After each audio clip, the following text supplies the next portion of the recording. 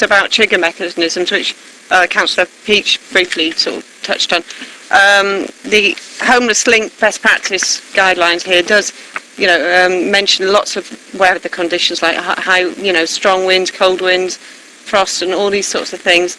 And I just wondered how you'd come to your thinking behind what the criteria you decided, sort of 3 degrees for below 0 for 3 consecutive nights and this snow thing, because surely there are other weather conditions which can be equally as harmful to people's health as those particular 2 criteria we've decided on. So just comments on that.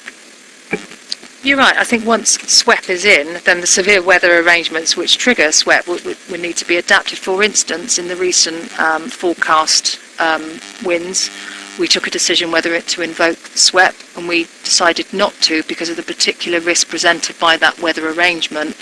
And we had arrangements with the outreach support workers to make contact with all the rough sleepers, to warn them about the weather and to make safe arrangements, and all of them reported back that they had sort of safe and secure arrangements. So I think it's about being pragmatic.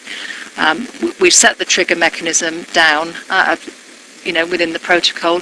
If we feel that there is a need to review that and incorporate any changes, then that's exactly what we will do, because this is about basically keeping rough sleepers alive in those type of weather conditions that are life-threatening.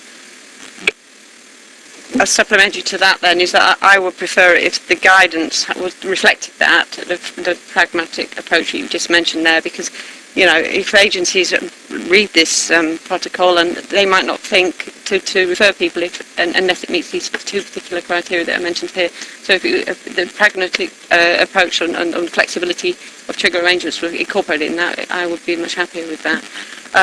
All right, my third question.